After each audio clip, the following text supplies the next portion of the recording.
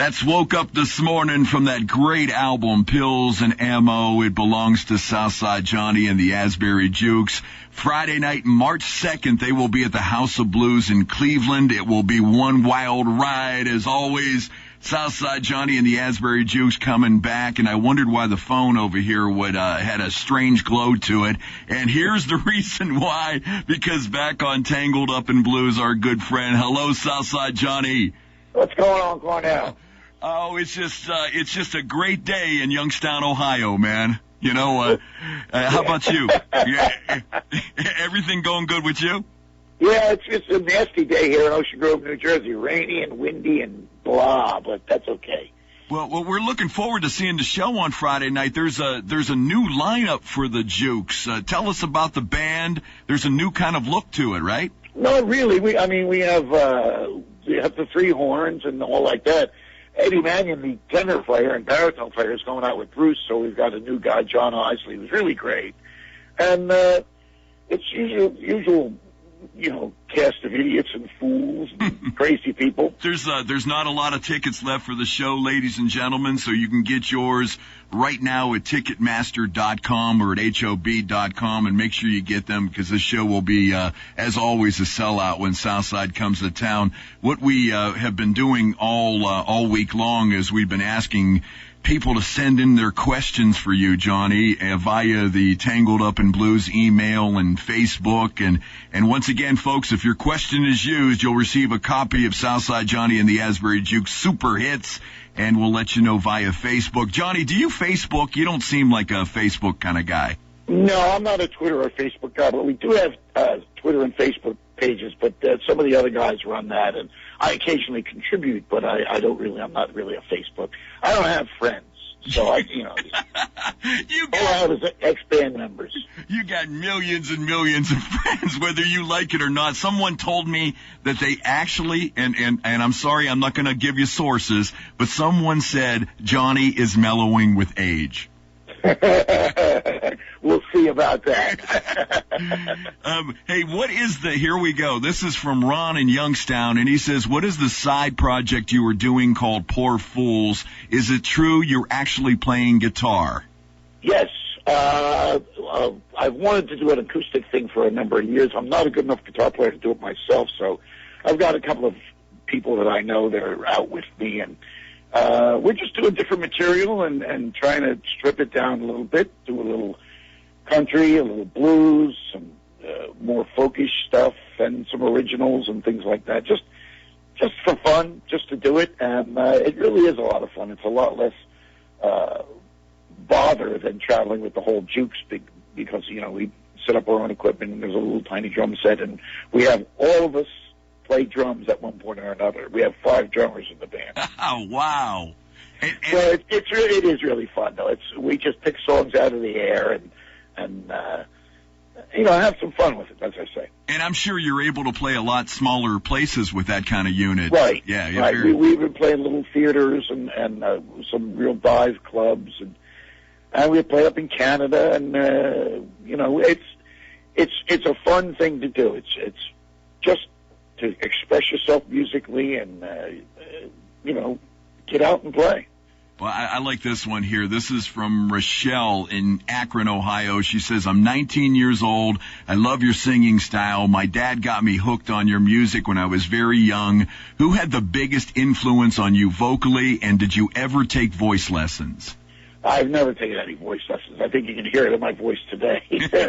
I don't know anything about all that stuff. All I know is to get up and sing and have a good time and let loose. The biggest influences on me probably are people like Ray Charles and Big Joe Turner and Billie Holiday, just those real rough, great, honest voices, really emotional voices. That's what I was always drawn to. Benny King. Yeah.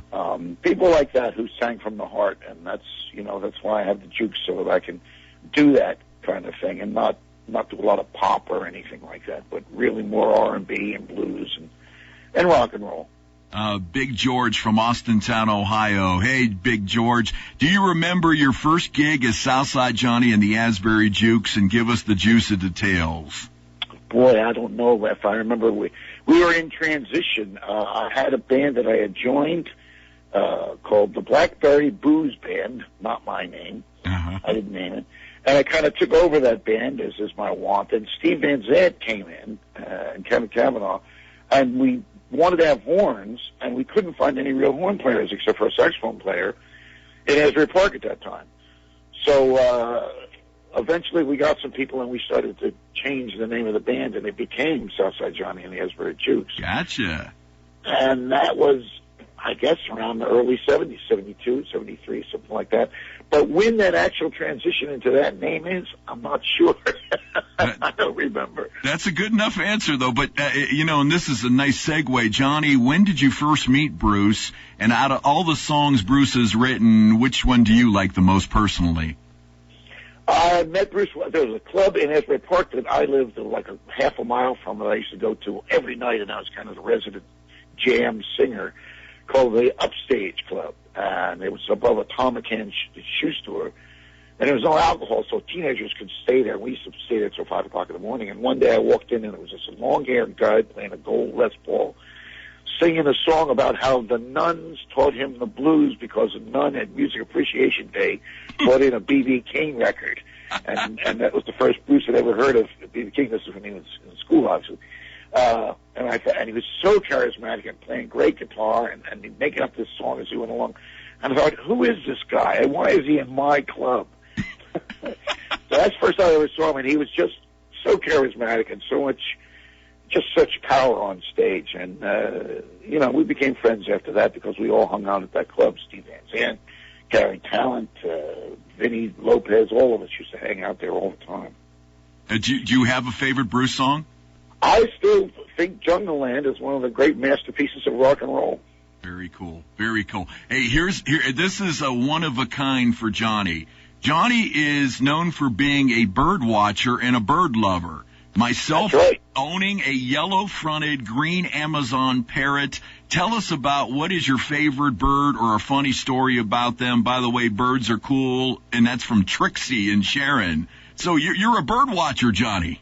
I have been for many years, yes. And that gets me all out, and now I go to Costa Rica and California and Europe, and it's an excuse to get away. So I just got back from Florida. We played a few dates down there, and then I stole a few days for a vacation and saw a few things here and there. The best bird I ever saw is the quetzal in Costa Rica. It's a magnificent bird. It's an iridescent green with a tail 3 times as long as its body. It's just a spectacular bird. And it's called what again, Johnny? A quetzal. A quetzal, okay.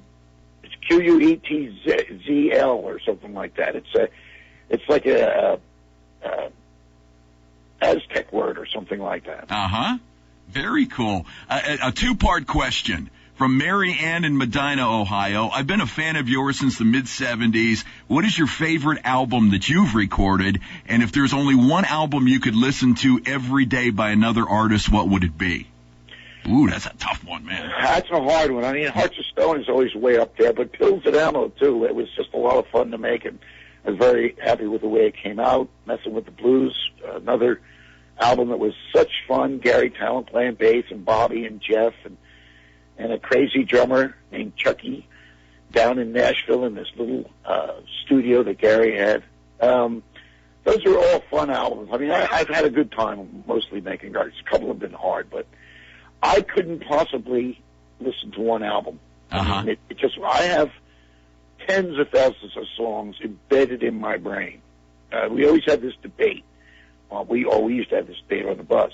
Which would you rather, if you had to lose one, which would you rather lose? Your sight or your hearing? And I always pick hearing because I've got enough songs stockpiled in my brain that I can always call up. Yeah. I haven't read enough books yet.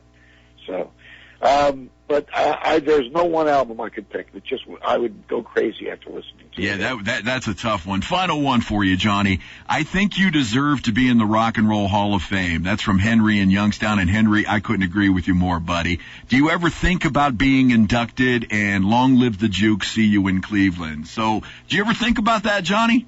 Not too much, no. I mean, it's just not the way I think about myself. Maybe if they embalmed me and put me in a casket and put me in there, I might accept that. But it's really not on my radar because I don't think that way. The whole thing to me is, I mean, I support them and I'm glad for them. I've got friends that work there, but it just seems like that's something that happens after you're dead. Right to your drunk dead. Right. Okay. Thanks a lot. we're going back to 2007 here, and you remember when you dropped by the Beacon Theater, since March is right around the corner, and the Allmans will be doing they play like 90 nights there at the Beacon Theater. You joined them on stage back in 2007. What was that like playing with the Allman Brothers Band?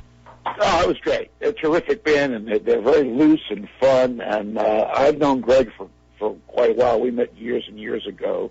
Of course, just like all musicians, I only run into them once or twice every so often.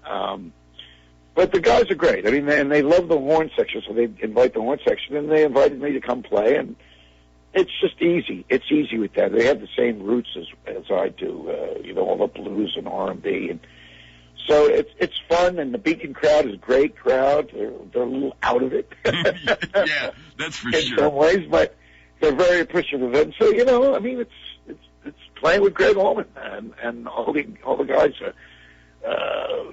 that play in that band. Friday night, March 2nd, House of Blues in Cleveland. It'll be a wild ride. Southside Johnny and the Jukes. Get your tickets right now. Let's go back to the Beacon in 2007. Here's Southside with the Allman Brothers Band and Key to the Highway on Tangled Up in Blues.